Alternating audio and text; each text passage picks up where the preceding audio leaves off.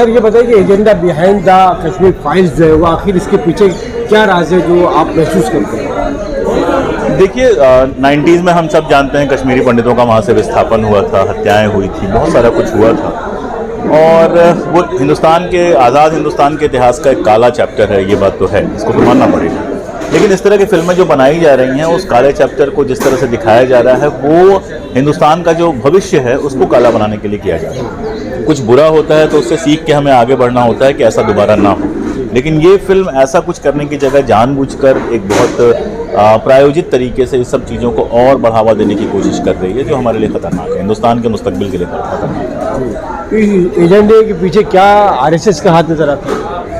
RSS का हाथ मतलब आरएसएस से किसी मीटिंग में प्लानिंग हुई होगी ऐसा तो मैं नहीं कह रहा क्योंकि कोई सबूत नहीं है मेरे पास, लेकिन जिस तरह से भारतीय जनता पार्टी और आरएसएस के लोग इस फिल्म को दिखाने के लिए, टिकट बेचने के लिए और बाकी सारा कुछ कर रहे हैं तो उससे लगता है कि हैंड इन ग्लूव तो कम से कम है ही, साथ साथ तो है ही, इसमें तो कोई दो राय है नहीं। जिस तरह से ये फिल्म दिखाई जा रही है कश्मीर फाइल्स, तो क्या गुजरात फाइल्स और इस तरह की दूसरी फाइल्स जो हैं जिनके पीछे बहुत सारे राज छुपे हुए हैं, जो बहुत सारी बातें सामने आनी है, क्या वो आनी चाहिए इस तरह की फिल्म बनाने के बाद? देखिए राज तो इस फिल्म से भी कोई सामने नहीं आया, हो सकता है बहुत सारे लोग हो जो इसको नहीं जानते, हमारे जैसे लोग जो कश्मीर आते जाते रहते हैं, कश्मीर पे पढ़ते हैं, हमने तो अपनी किताब में लिखा है ये सारा कुछ, तो राज कोई नहीं खुला है।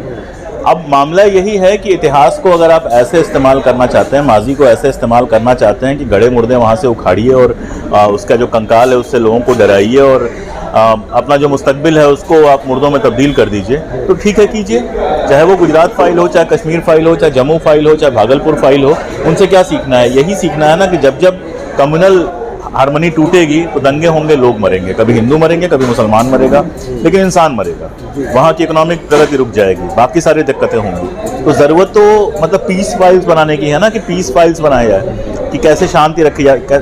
सीखना चाहिए गुजरात फाइल से हमें कि कैसे ऐसे दंगे दोबारा ना हो, कश्मीर फाइल से सीखना चाहिए कि अल्पसंख्यकों के साथ ऐसा व्यवहार दोबारा ना हो। इतिहास तो सीखने के लिए होता है।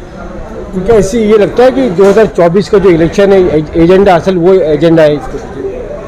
2024 का किसी फिल्म के भरोसे नहीं लड़ा जाएगा, लेकिन जिस तरह से ध्रुवीकरण होता है, सांप्रदायिक ध्रुवीकरण, पोलराइजेशन जिस तरह से होता है, उसमें तो ये फिल्म अपना रोल निभा ही रही है, इसमें तो कोई दो राय नहीं है। बस जो भड़काव जो चल रहा है, हेट जो चल रहा है, उसको किसी तरह से उस हेट को बढ़ाना, हेट तो है ही ऑलरेडी कायम करके रखा है, उसको किस तरह से लोगों को भड़काना और भेदभाव से रिलीजियस लाइंस पे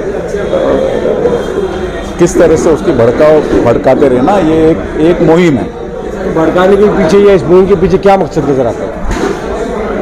नीति क्या होती है कि किस तरह से इलेक्शन में और पावर में, सत्ता में हमेशा आप रहते रहेंगे, लोगों को भड़काते रहो, बंटवारा करो उनके माइंड्स को और फिर उसके इलेक्शन में उसका फ़ायदा उठाओ। एक जो एजेंडा इनका ये भी नज़र आता है, ऐसा नहीं लगता आपको कि जो माइनॉरिटीज़ जो है इनको डराने धमकाने की कोशिश की जा रही है और मेजॉरिटी को जो है के जहनों में या दिलों में जहर भरा जा रहा है? बात ये है, और आप अचरज मानोगे कि कभी कभी ये काफ़ी लोगों में ये जहर पहले से था और अभी उभर आ रहा है। अच्छा। तो ये जो बात है, नहीं तो इतना बढ़ावा नहीं होता था, क्योंकि मेजॉरिटी कम्युनिटी से भी हमारा यही अपील रहता है कि आप भी बात समझ लीजिए कि आप भी इसमें से बच नहीं सकते। घर को आग लगेगी तो आपके घरों तक भी वो सब भस्म हो जाएंगे। तो इसके लिए यही समय है, इसकी रोक लगाने की यही समय है कि कंधे से कंधे मिला के इसके विरुद्ध आवाज़ उठाने की। भारत की जो माइनॉरिटीज़ है उनको क्या खौफजदा होना चाहिए इस तरह के हालात से? बात यह है, एक बात दोनों चीज़ की बात है। एक बात है कि खौफ तो होता है, लेकिन दूसरी बात है कि इसमें से एक सोच भी निकलती है कि कितनी ज़रूरी है कि हमें सब संगठित होना चाहिए इसके विरुद्ध लड़ने के लिए। देखिए, ये एक ऐसा एजेंडा है कि जिसके पीछे कई चीज़ें नज़र आती हैं। सबसे पहला तो ये है कि बीजेपी की जो सरकार है वो चल रही है नफ़रत और खौफ। तो ये लोग जो है वो नफ़रत पैदा करना चाहते हैं और इस नफ़रत को पैदा कर रहे हैं ये मुसलमानों के ख़िलाफ़, और इसके ज़रिए से ये हिंदुओं के दिल में डर पैदा करना चाहते हैं और उनके दिल में फिर उसके नफ़रत का बदला लेने की ख्वाहिश पैदा करना चाहते हैं। और ये सब इसलिए करना चाहते हैं कि जिस कामों के लिए सरकार ने इनको चुना था कि भाई अच्छे दिन आएंगे, कि भाई इतने लोगों को 2 करोड़ लोगों को नौकरी मिलेगी और दुनिया भर का साहब हिंदुस्तान विश्व गुरु बन जाएगा, तो ऐसा तो कुछ हुआ नहीं। अब इनको डर है कि पब्लिक ये पूछेगी कि भाई आप आए 5 साल हो गए, अभी 10 साल होने वाले हैं, लेकिन वो जो आपने हमारे को सपने दिखाए थे वो कहाँ है?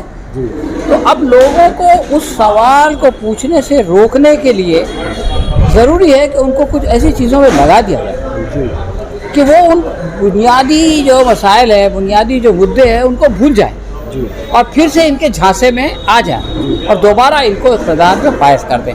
तो एक्चुअल एजेंडा ये है। ये जो कीमतें आसमान को छू रही हैं, तो कहीं ना कहीं वो जो कीमतें आसमान में छू रही है, देश के आवाम जो है वो महंगाई की मार से मर रहे हैं, तो क्या उसको छुपाने की भी कोशिश नज़र आती है? बिल्कुल यही मैं कह रहा था कि ये जो बेसिक मसाइल है हिंदुस्तानी समाज के, जो दिन पर दिन बिगड़ते जा रहे हैं सभी के लिए, हिंदू मुसलमान सब के लिए, क्योंकि महंगा सामान तो हिंदू भी खरीदता है, मुसलमान भी खरीदते हैं, बेरोज़गार नौजवान हिंदू का भी है, मुसलमान का भी है। तो ये एक ऐसी चीज़ है कि इसके नतीजे में आवाम जो है, जनता जो है, वो अपने शासकों को, अपने हुक्मरानों को बदल देती है, बोलती है कि भाई इनसे नहीं चलता है, अब इनके बदले किसी और को ट्राई करो। तो लोग ये ना सोचें, लोग उन बुनियादी मुद्दों पे ही ना सोचें, बल्कि ये सोचें कि हाँ भाई हम पर बड़ा जुल्म हो रहा था और ये हमको बचाएंगे और ये उसका बदला ले रहे हैं, इसलिए इनको फिर मौका दिया जाए। तो ये खेल है। कश्मीर फाइल जिस तरह से बनाई गई, क्या गुजरात फाइल भी बननी चाहिए?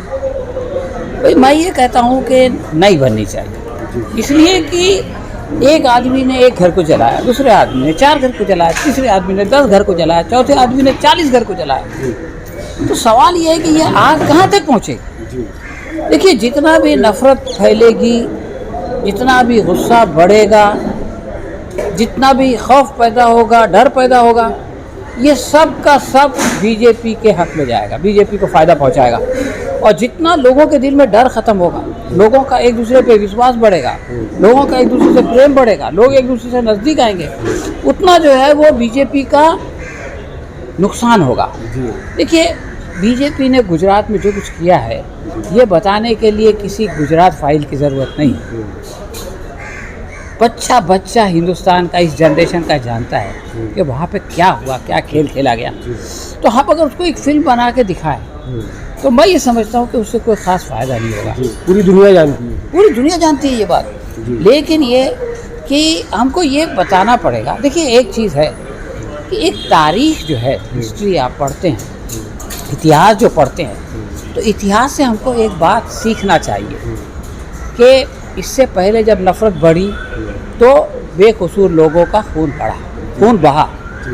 आज हम फिर नफ़रत बढ़ाएंगे, फिर बेकसूर लोगों का खून बहेगा, और कल अगर हम नफ़रत बढ़ाएंगे फिर बेकसूर लोगों का। तो जो इतिहास है, इससे ये सबक सीखना चाहिए कि नफ़रत के बढ़ाने से बेकसूर लोगों का खून बहता है, और वो सबक सीख के हमको नफ़रत घटाना चाहिए और आपस में मोहब्बत बढ़ाना चाहिए। लेकिन अगर हमने इतिहास के बहाने नफ़रत बढ़ाई, इसका मतलब हमने तारीख से कुछ सीखा नहीं, बल्कि उल्टा जो गलती पहले वालों ने की थी वही गलती को हमने दोहरा दिया। तो गलती को दोहराना कोई अक्लमंदी का काम नहीं है, बल्कि गलती से सबक सीख कर उस गलती से बचना और सही काम करना, ये अक्लमंदी का काम है। कुल मिला के बीजेपी को तो फ़ायदा हो जाएगा, लेकिन देश को बहुत बड़ा नुकसान हो जाएगा, हम ये समझते हैं। देखिए, बीजेपी को भी आप ना बहुत दिनों तक बहुत सारे लोगों को बेवकूफ़ नहीं बना सकते। अब आप एक चीज़ की हद होती है, ये हमने यूपी के इलेक्शन में भी देखा कि वहाँ योगी हुकूमत तो बन गई, लेकिन नुकसान हुआ है उनको। 55 सीट कम हुई और उनके सामने जो आदमी था उसकी 77 सीट बढ़ गई।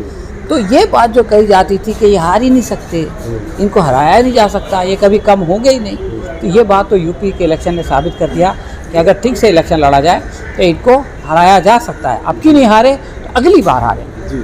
देखिए, हम देख रहे हैं कि देश में, पूरे देश में नफ़रतों का माहौल है, और कुछ लोग जो है अपने स्वार्थ के लिए अलग अलग एजेंडे रोज़ ला रहे हैं, और हर दिन पूरे भारत में एक नई चीज़ को लेके कुछ समाजों को आपस में बांटा जा रहा है, उनमें नफ़रतें फैलाई जा रही है, भेदभाव उनमें बढ़ाया जा रहा है। यहाँ तक कि लोग एक मेक का व्यापार के लिए भी बायकॉट करने लगे। और हम देखते हैं कि ये चीज़ किसी भी देश के हित में नहीं है, और हम चाहते हैं कि देश में विकास हो, शांतता हो और सब भाईचारे से और मोहब्बत से रहे, लेकिन कुछ लोग उसमें सांप्रदायिकता फैला रहे हैं। अब रहा इस फिल्म का सवाल, तो हम जानते हैं कि मनुष्य की रचना कुछ इस तरह ईश्वर ने की है कि कोई भी मनुष्य जो हेट या नफ़रत फैला रहा है या जो उसको फॉलो कर रहे हैं, वो लोग भी उसके दिल से नहीं चाहते, वो नफ़रत को, भ्रष्टाचार को, अन्याय को पसंद नहीं करते, वो चीज़ अच्छाई को ही पसंद करते हैं। लेकिन कुछ नज़दीकी फ़ायदे के लिए कुछ लोग इसको अपनाते हैं, इसको शॉर्ट, इसको फास्ट, इससे जो समझते हैं कि फ़ायदा होने वाला है, तो वो गलत चीज़ है। इसलिए हम ये चाहते हैं कि इस देश में हम लोग एकजुट होकर, संगठित होकर, संवैधानिक पद्धति से लोगों के बीच जाए, दूर दूर तक जाए और लोगों में प्यार, मोहब्बत और सत्यता लाए, उनको सत्यता समझाए। इसी तरह से इस फिल्म का जो मामला था, इस फिल्म में इसका बैकग्राउंड क्या है, इसका सफिक्स और प्रीफिक्स क्या है, ये सारी चीज़ें समझने की ज़रूरत है। इसलिए हम चाहते थे कि ये चीज़ में से, फिल्म से कोई किसी गलत भ्रम में ना रहे। इसीलिए हमने इसके जो जानकार है, जो हिस्टोरियन है, जो एक ऑथर है दिल्ली के अशोक कुमार पांडे साहब, उनको हमने बुलाया जो इसकी पूरी जानकारी रखते थे। उनके ज़रिए सारी विस्तारित बात लोगों के सामने रखी ताकि एक शांतता का, प्यार का और भाईचारे का माहौल पूरे देश में फैले। आपको क्या लगता है कि इस पूरे मामले में जो कश्मीरी पंडित हैं उनसे हमदर्दी नहीं है, लेकिन कहीं ना कहीं माइनॉरिटीज़ के साथ में नफरत नज़र आ रही है, ये उसका एजेंडा नज़र आता है? देखिए, कश्मीरी पंडितों के बारे में अभी कई वीडियोज़ आप देख रहे हैं, और जैसा कि पांडे साहब ने भी कहा कि कश्मीरी पंडित 4% है और मुस्लिम कम्युनिटी 96, लेकिन ये इतिहास है कि वो बहुत ही घुल मिल के रहते हैं। अगर वहाँ किसी मंदिर को कुछ मेंटेनेंस का काम निकलता है तो मुस्लिम उसमें आगे बढ़ के हाथ लगा के उस मंदिर का रिपेयर का काम करते हैं। मतलब ये लोग तो प्यार मोहब्बत से रह रहे हैं। उस वक्त जो सिचुएशन आई होंगी वो किस तरह की थी, वो सिचुएशन को समझने की ज़रूरत है।